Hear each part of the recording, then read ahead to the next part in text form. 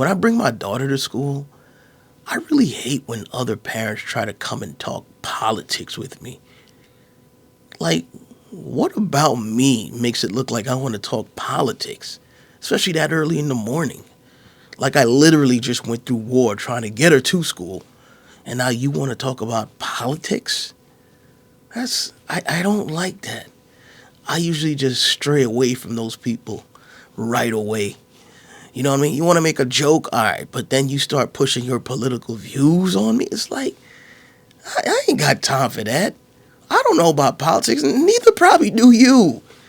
Like, you work in the screw section at Ace Hardware. Like, what have you done in D.C.?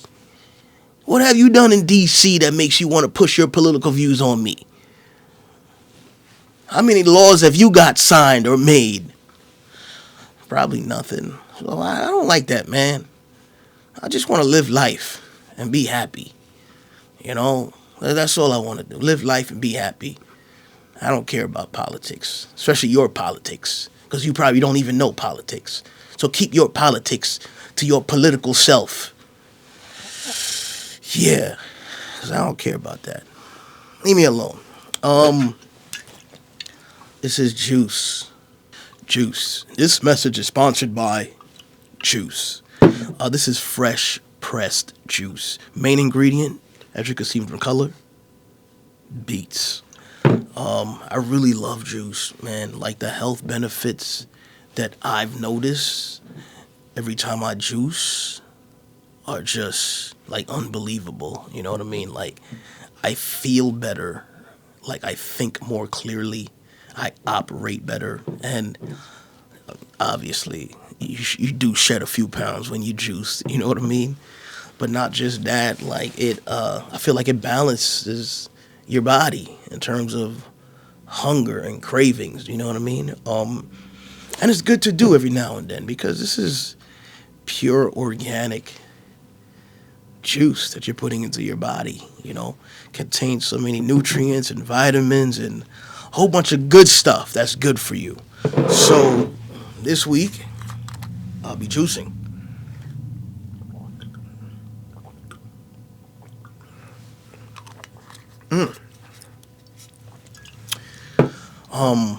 I would tell you guys the ingredients, but I don't remember.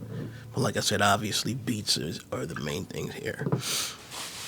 So that's juicing. Oh yeah, and I have we have 3 different ones here. We have this beet one, we have a green juice, and then we have a citrus juice. And I think that covers everything for what the human body needs in case you didn't want to eat, you know what I mean, for the week. So it's a good way to fast also if you want to go on a juice fast. Making your own juices are the greatest because when you buy those natural juices from outside, a lot of them just have so much sugar. And sugar's just a killer, you know what I mean? But I am not a medical professional. I'm just talking about the benefits that juicing has had for me in the past when I do it. I want to do it more often. Yeah. DEI, man. I just DEI. I don't want to talk too long about DEI. I just find it funny everything that's going on right now, you know, with DEI. I mean, I think about it in my circumstances in my life with the jobs that I have. Like, was I ever a DEI hire? And then, you know, I would look around. I'm looking around at my coworkers, and they didn't know nothing. You ever get hired, and you around a bunch of people that don't know nothing, and they've been there for a minute, and they got higher positions than you, and you're like, how'd you get this job? You sure you not on DEI? Because you don't look like me. And you been here for how long? And you still don't know what to do? I don't know. You know, I've done a test before where, you know, with applying for jobs. And I spoke about, like, my name on papers, Jean. So, listen, if you have no history with French or Creole, or just people of French descent or Haitian descent or any type of descent where people speak French, you probably don't know that the name is pronounced Jean. You may not know. A lot of people don't know. So Jean on paper, Jean is usually a woman's name. And a lot of times it's a white female lady, a white lady. So a lot of times people don't know who's coming through the door. And then when I get there, they're like, "You're Jean? Wait a minute. You're Jean?" Because even my last name is, it's not Haitian or anything like that. It's a Lodescar. So, a lot of times people don't know. So, I could tell by the shockness on their face that this is not what they were expecting. You know what I mean? Yeah, I was watching Elon Musk. And for some reason, he thinks that DEI, the concept of DEI, is lowering standards for diverse people. He was talking about these doctors. They're coming in based off lower standards. It's like they're taking a different test, like an easier test to get in or something like that. You know what I mean? So, when they taking their exams in school, they'll pass them a DEI exam, the easier exam, which is so stupid.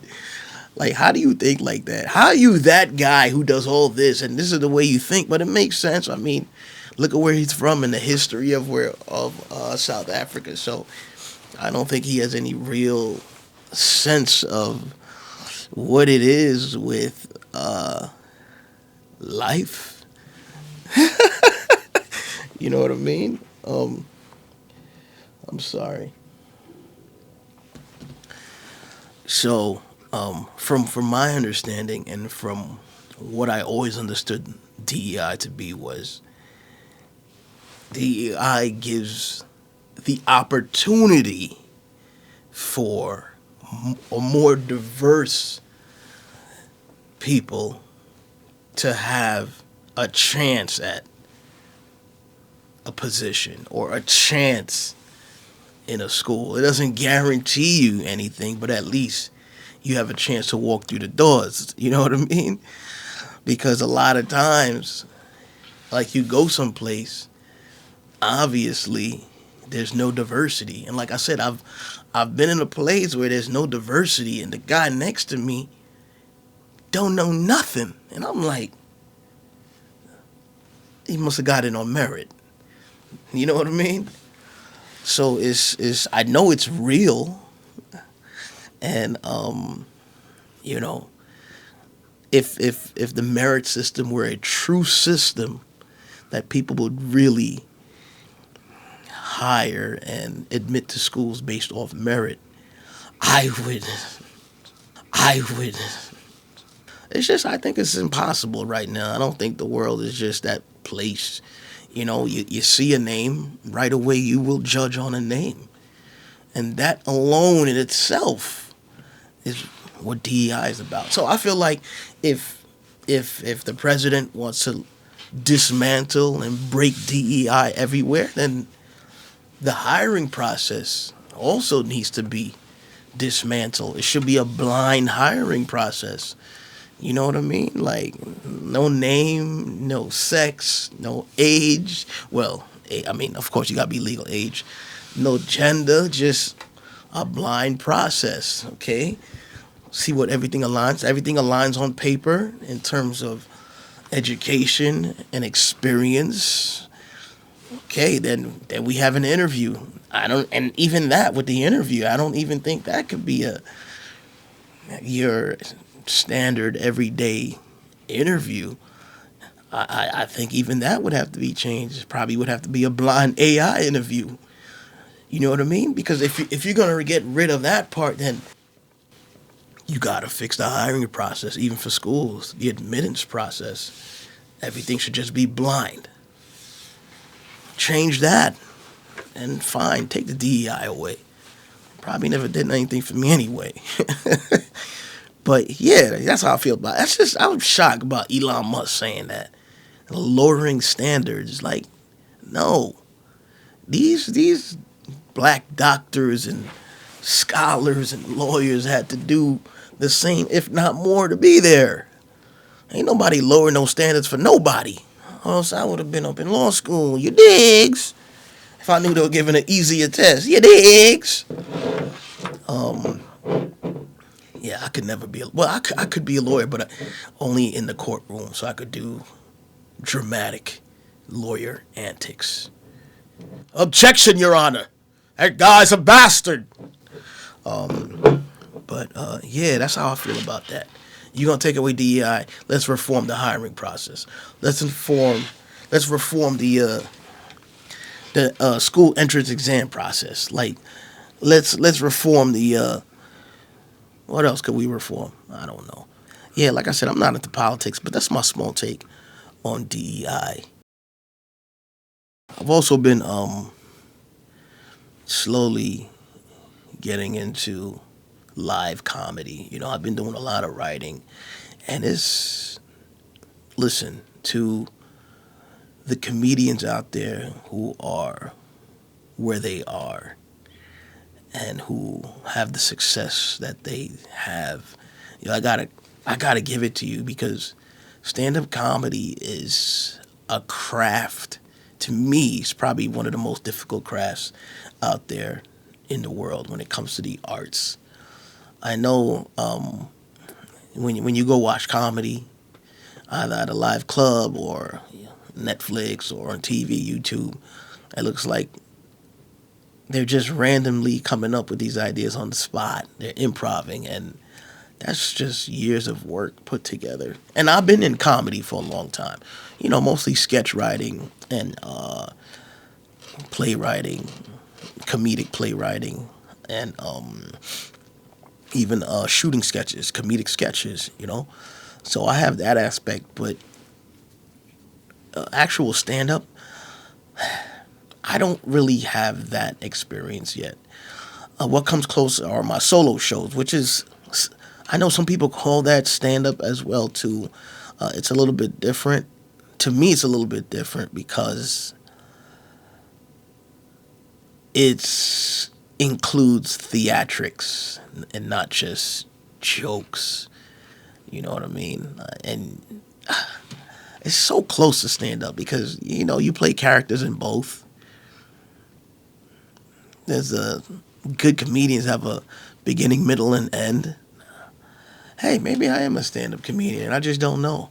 I just need to get out there and get my stuff going. So that's been the journey with me. I'll be doing an open mic soon, which I hope to, shoot the whole process of what it was like for me doing the open mic, because that in itself is nerve-wracking to my stand-up comedians out there.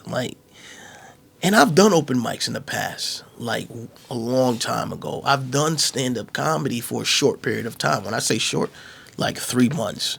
When I first started doing these comedic sketches online, people were trying to book me for events. And I'm like, hey, it's not that difficult.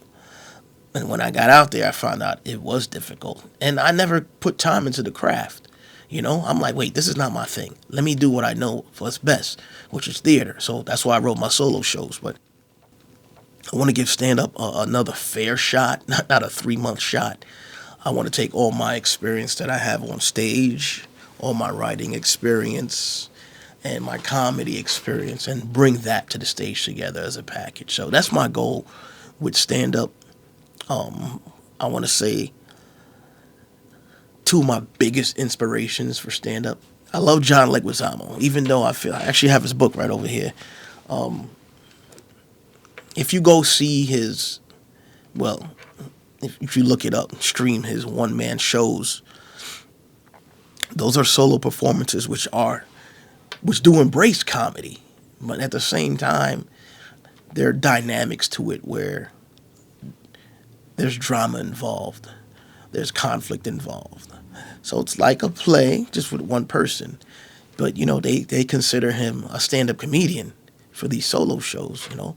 But he is one of my influences, and Richard Pryor. I love Richard Pryor. I'm just talking about the people who have influenced me to be into comedy and to be performing live. John Leguizamo, Richard Pryor. I remember the first time I saw Richard Pryor. I think it was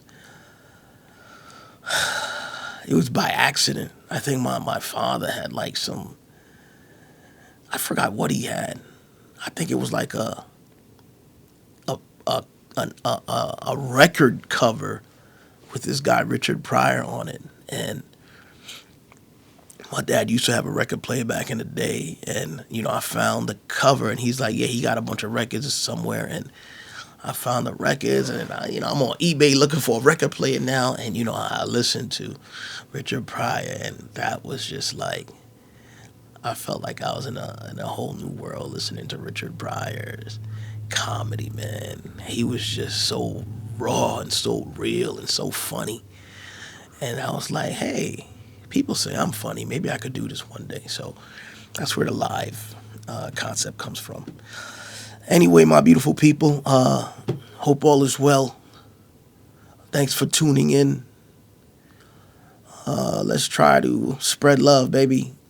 Times are a little crazy out there. And we just gotta, help where we can help. Stay focused. Stay healthy. Spread love.